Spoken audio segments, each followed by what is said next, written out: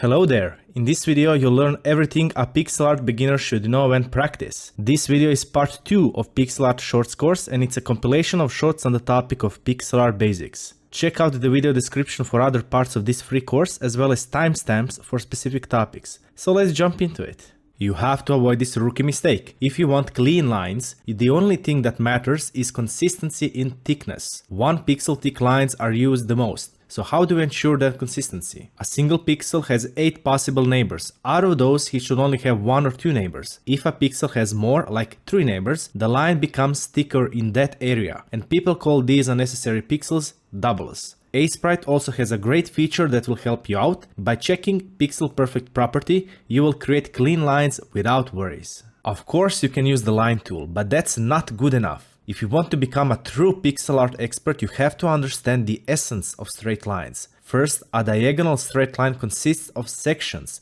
like 1 or 2 pixels, etc. You have to keep these sections as consistent as possible, both in length and in the ratio of appearance. In cases when you have to mix length of these sections, the maximum difference is 1 pixel. So if your line has section that is 2 pixels longer than any other section, you've messed up and your line won't be straight. Want a proof? Here's a test you can do. Duplicate and connect your line to itself, then zoom out, and you will easily notice the difference. So if you only use 90 and 45 degree angles, rethink your decision. And you might ask yourself, why not just use the line tool? Don't trust the tools blindly. Yes, Aseprite has wonderful tools, but like all other software, it was coded by people and thus is prone to human error. Allow me to show you this on a simple circle example. This one was created using Aseprite's ellipse tool. It is 13 pixels in diameter, and the other one was custom made. It is same in size, but it's a bit different. Personally, I think the custom one looks a bit more rounder. Which one looks better to you? Using outlines is not only an artistic choice but also a game design choice. Here we have the same rock with 3 different choices. On the left, when we don't use outline, it blends quite nicely with the grass, which is useful for non-interactable objects. In the middle, we have a full outline which covers the entire rock, making it more visible. It pops from the background,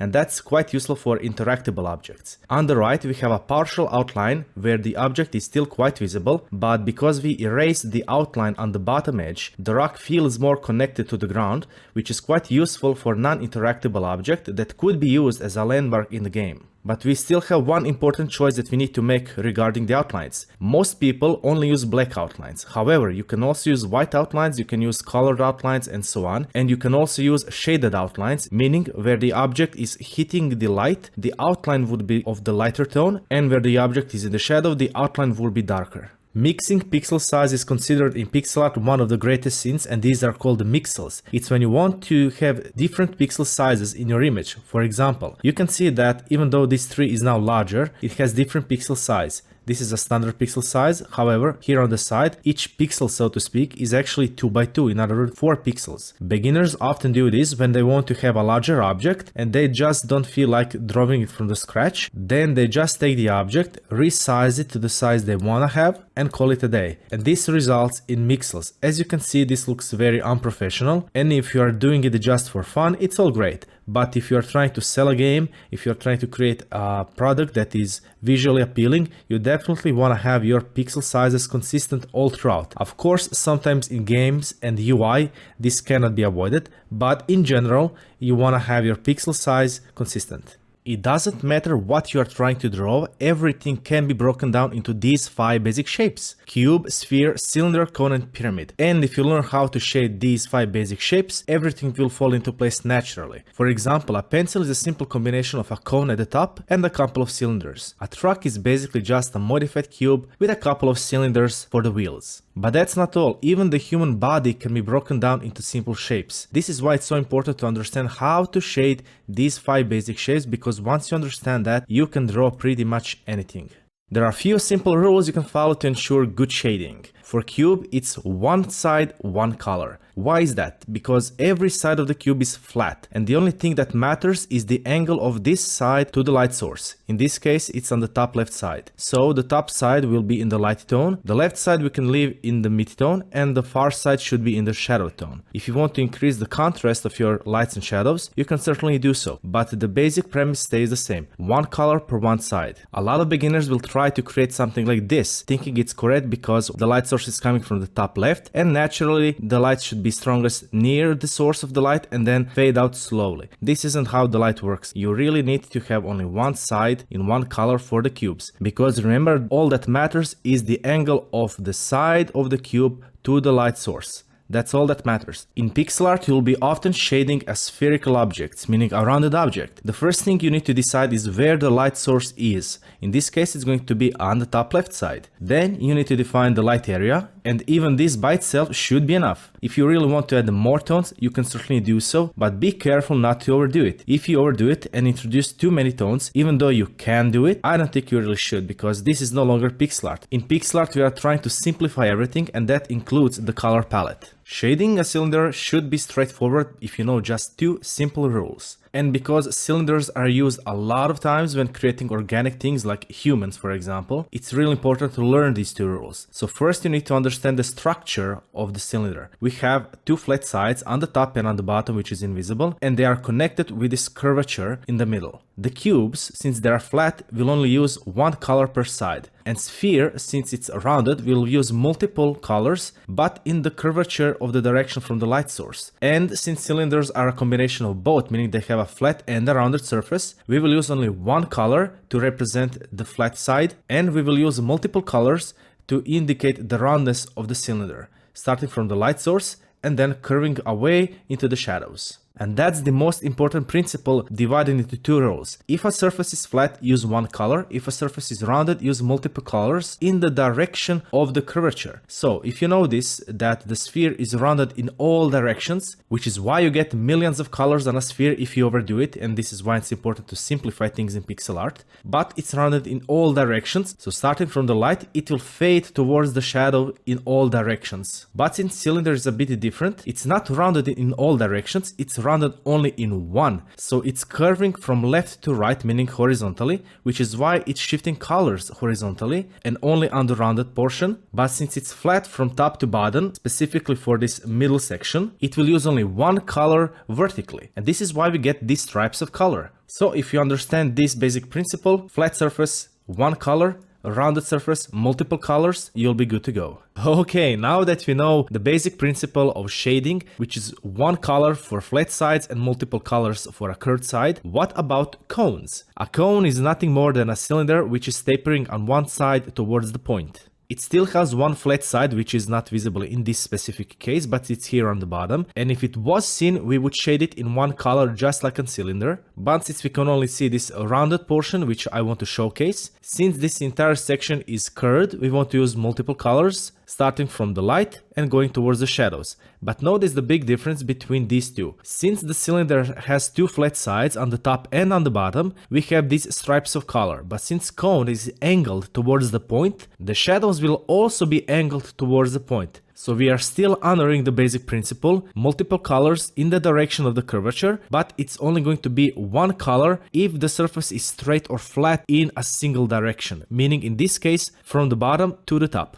And finally, the last geometric shape to learn is pyramid. It's a combination between a cube and a cone, meaning all the sides are flat, just like on a cube, but it tapers towards the point on one side, just like a cone. Shading is very simple. Since sides are flat, we use only one color per side, taking into consideration where exactly is the light source. And the common mistake I see from the beginners is that if the light source is from above, for example, they will do something like this, create a gradient of light and shadow. Why is this wrong? It's because the only thing that matters for flat surfaces is the angle at which they are looking at the light source, or if you wanna put it in the other way, the angle at which the light source is hitting them. Since the light source is directly above the pyramid, both of these surfaces have the same angle towards the light source, meaning they will be both in the same tone. Pillow shading is one of the most common beginner mistakes in pixel art. The term comes from shading pillow, specifically in case where the light source is directly coming from the camera, meaning you are the light source. Not only is this a bit unnatural because we are not the light source unless you are in the dark having a flashlight, but also the lighting is very boring. And while this could work on the pillows in this specific case, it doesn't work on other shapes. And it is characterized by having a light tone in the middle and bands of shadows towards the edges. Let me show you two examples. First, you have this hexagonal shape with some light in the middle, but in fact this should be a cube. But because the shading is so poor, it loses its readability, it loses its shape and three-dimensionality. This is why we have those basic rules for shading. The other example is where every side of the cube is shaded like a pillow. You have light in the middle and then shadows as it goes away from the light. So please always stick to the basic principles of shading that I've mentioned in the previous videos.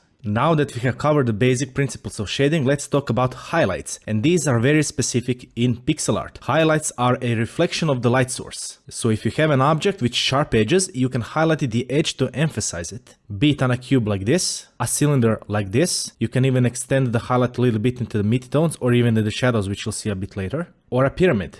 But you can also use highlights on rounded objects as well. But for this sphere, notice how the highlight is not directly in the middle of this center light. This is because a highlight is a reflection of light towards you. So whenever a light ray finds that exact nice angle at which it can directly reflect into your eyes, that's where the highlight will be. And lastly, you have a cone. In this case, I'll just place a highlight directly in the middle of the center light. Now let's look at a very familiar scene from the Pokemon Red. Notice where the highlight is here on the edge of the table. Even though this is not realistic lighting and where the highlight would be, it still works. And since human face is very complex, you'll find lots of different shapes and places where you can find highlights. Here we have a couple of portraits from Chrono Trigger. I decided to use this to honor Akira Toriyama. And here you can find highlights here on the nose, if you know that dot on the nose that you'll always find on portraits, but you can also find it here on the cheeks, on the foreheads, and so on. So the main takeaway from highlights in pixel art specifically is that you can use them to push your shading a bit more towards the realistic side, but you can also use them to define a shape more clearly, especially if your color palette count is very low.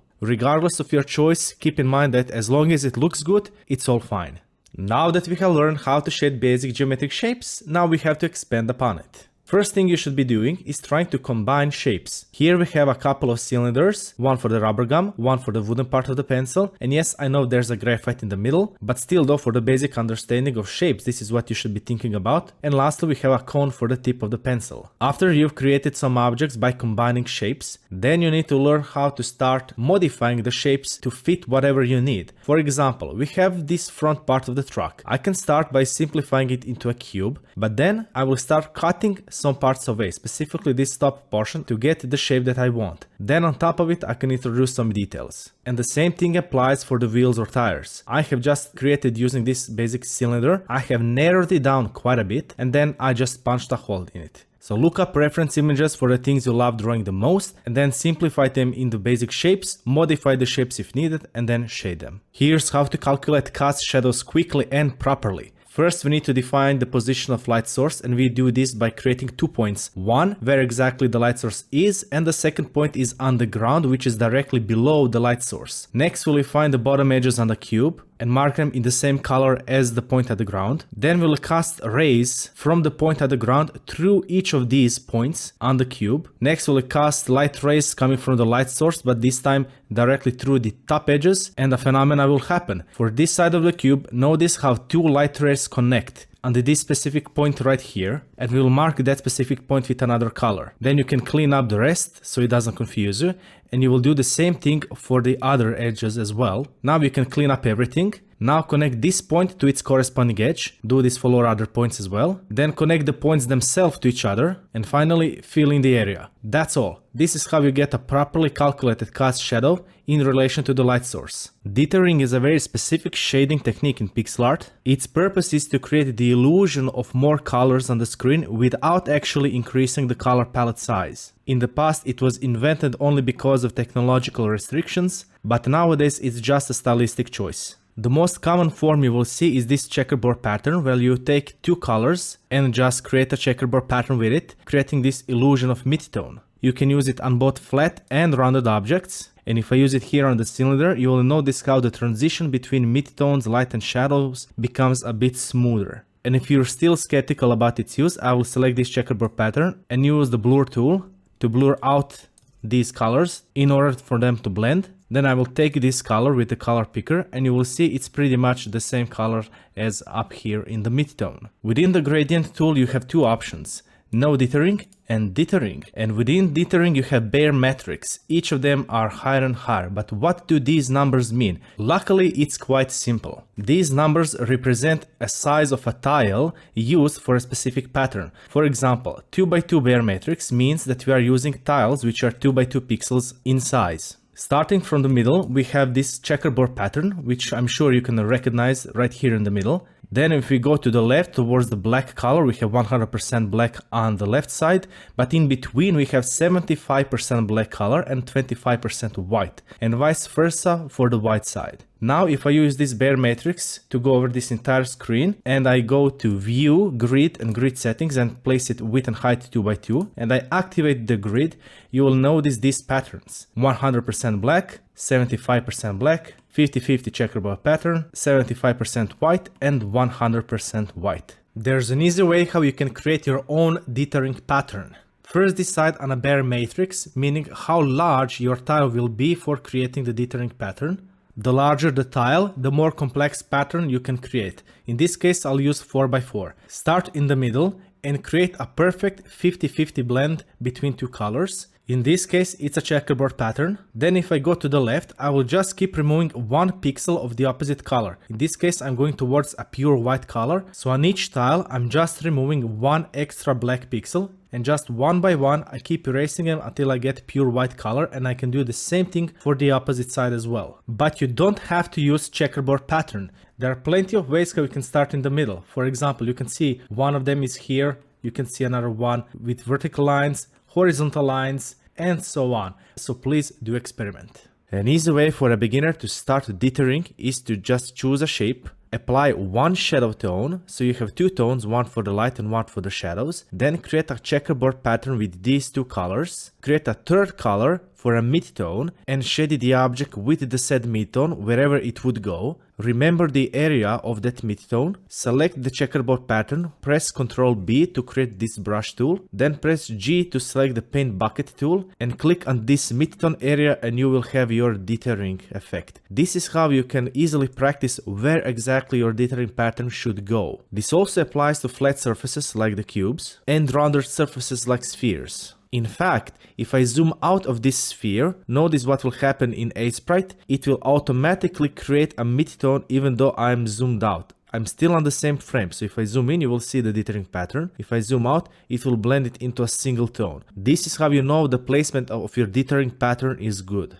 Unfortunately, this is not enough. Shading just conveys the information about the shape of the object and of course its relation to the light source. Before we can start creating objects, we also need a texture, a material, and we'll get to study plenty of these when I start covering materials very soon. A basic practice is to create a texture and then wrap it around an object. In this case, we have a simple sphere. First, create a midtone for the wood, then add some streaks, which are going to be the planks. Since the light source is usually coming above an object, we'll place some highlight tones on the top edge. And then finally, we can indicate some wood grains. You don't have to be too precise with these. Just relax and have a little bit of fun with it, experiment. And that's all. This is how we get a very basic wooden texture. But now I have to wrap it around an object. So I can take a sphere, it can be a box, it can be a cylinder, anything. Then we take this basic concept of having few planks and very dark streaks which separated the planks and try to replicate that texture around this sphere.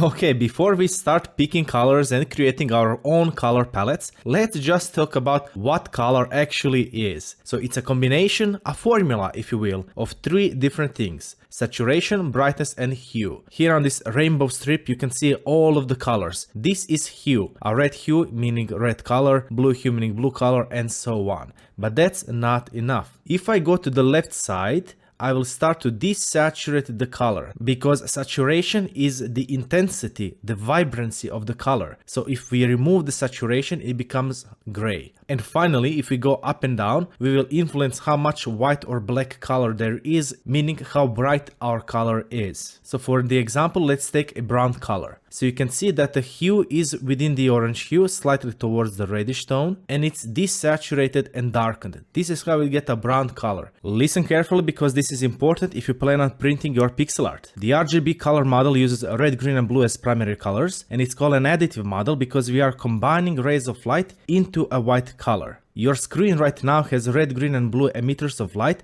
and if you turn them all on, you will get a white color. So we are combining the colors. This is in case if we are emitting light. And this is great if you only plan on having your art in digital format. However, if you plan on printing it, you will need CMYK model. Here the primary colors are cyan, magenta and yellow. Letter K stands for key or black color. This is called subtracting model because when a white light hits an object, that object will absorb all light except one. So if you have a red apple, once a white light hits that apple, it will absorb all colors except red. Red will be reflected into your eyes, and this is why we see the apple as red. And if you overlay too many colors, that object will absorb all of the light spectrum, meaning we will have only black left. And this is how we usually get black color in traditional paintings. The color's value is all about how we humans perceive that color. Some colors we perceive brighter than the others. For example, we perceive yellow quite a bit brighter than the blue color. And the way we check the color's value is by transforming it into a grayscale. And how do we do that? Whatever your image is, create a new layer and fill your entire canvas with black color. Then double click on that layer, be sure it's on top of everything,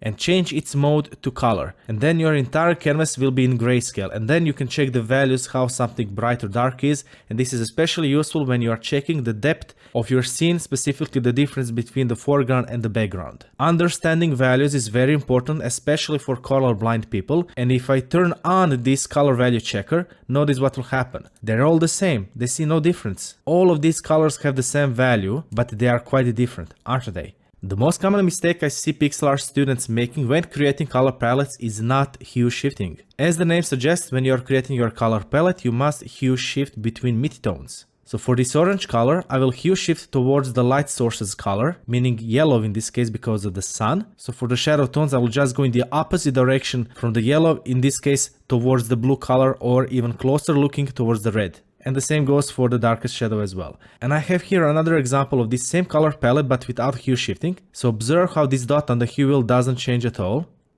And now look at its sprite before and after. This is without hue shifting and this is with hue shifting. Hue shifting brings a lot more life and a tiny bit of realism as well. But because there's a higher contrast in the colors, your sprite will also look more interesting. Without hue shifting, your colors will look very flat and a bit washed out. So be sure to hue shift when you are creating your color palettes. Let's talk about creating color ramps. The whole point of them is to create a cohesive color palette where we have some multi-purpose colors. For example, this white color is a highlight tone not only for this blue color but for this yellow color as well. Likewise, this purple color is a shadow tone not only for these purple and pink colors but also for the blue color as well. And even though this blue color is a mid-tone between these two colors, it's also a shadow tone for this green color as well. And funnily enough, even this mid-tone yellow color is a highlight tone for this green color. So when you are creating color palettes, try to find their purpose. We want to create a cohesive color palette, but also to optimize it and make it as small as possible. You can consider these multi-purpose colors as glue that holds the palette together. You can start with something as simple as black color being the common shadow tone, the darkest shadow tone for all the colors in the palette, and likewise the same for the white being the brightest. In case you don't want to waste time creating your own color palettes and just want to experiment with other people's palettes, you can go to lowspec.com palette list, it's right here, and you can filter a bunch of different palettes depending on tags and number of colors and so on. Likewise, if you go into Aseprite, there's a bunch of different preset colors that you can use if you just want to jump straight into drawing pixel art. Want to save a lot of time in game development? Better learn how to create tiles. A tile is a rectangular sprite that can be reused as much as needed in order to quickly create landscapes, and it also uses less resources. Here's a Pokemon Gold stage, and if you observe closely, you will notice patterns that repeat. These are all tiles, and this entire scene is made of them. And if I turn on the grid,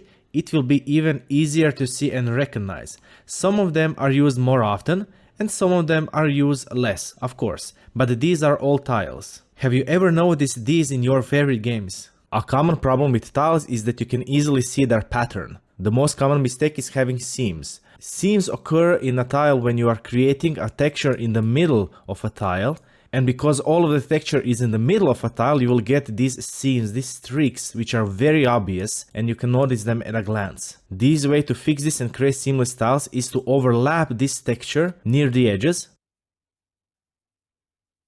And with a little bit of work, those tiles become seamless. Yes, you can still notice patterns if you pay close attention, but it's very difficult to see. A tile set is a collection of tiles that you can use to create your game. On the screen you can see tile sets from Pokemon Gold, one of my favorite games that I used to play. And it uses tiles of 8 by 8 pixels in size. As you can see, once you bring a lot of different tiles together, you can create a lot of different combinations and you can create entire maps just made out of these tiles. When you are creating tile sets for your own game, you have to think about their purpose. What do you need and what you don't need, so you don't waste unnecessary time. For example, if you have a ground and water as your base tiles, will these two connect? And if the answer is yes, you need to think about transitioning tiles between these two biomes, so to speak. Because when you make these transitions, your world looks fuller, it looks bigger, it looks more fulfilled. Even here in Pokemon Gold, you can see even though they do have a specific tile for water and grass, due to the perspective, they still have these transitioning tiles that creates this illusion of depth. There's a difference between a tile set and a tile map. A tile set is a set of unique tiles and a tile map is a map made out of tiles. So this would be a tile set. As you can see, every tile is different. And this is a tile map where you can see a lot of copies of the same tile. Sometimes you just want to add some variety into your tile set. If your tile set looks like this and it's very plain, that's totally fine. And if you want to create more details, there are two ways to go about it. This is the first one. Keep the tile set the same, but on a layer above it, add some details as a separate objects. That way you can move them around and you have more flexibility. Another way would be to create variation tiles. This is essentially just taking a tile, duplicating it and changing something in the middle. It can be something as obvious as these gems, but it can also be something less obvious. For example, these tiles are a wall of faces and they can be combined between each other as I wish. For example, these two top tiles are the same, but the tiles below are different. And you can even notice the same face right here, which is a little bit different on the left side, but nonetheless, the edges of a tile are same. So the way they connect, the way you create seamless tiles is that you overlap the details on the edges and you only change the middle. This is why it's important to know how seamless tiles are created, because then you can create variation tiles on top of them. Anti-Aliasing is an advanced technique in pixel art that we are using to blend the transitions between shapes and lines. When used on a straight line, it creates the illusion of the line becoming thinner on the edges. On curved lines, it creates the illusion of the curvature being a bit more smooth. And it's always good to keep the anti-aliasing on the inside of an object, because if you change the background color, that way the anti-aliasing is still there. And the color values of the anti-aliased pixels should always be between the two colors which we are anti-aliasing. The best way to start practicing is to create some clouds because they are unpredictable. Use two colors, one for light and shadow, and the third color will be used for anti-aliasing, and then try to recognize either the straight lines or the curvatures and use anti-alias to blend them. For example, if I recognize this specific shape as a straight line, I can anti-alias one portion of it. Likewise, if I recognize this as a curvature, I can anti-alias the middle of it. And then you just keep on going until your entire sprite is finished.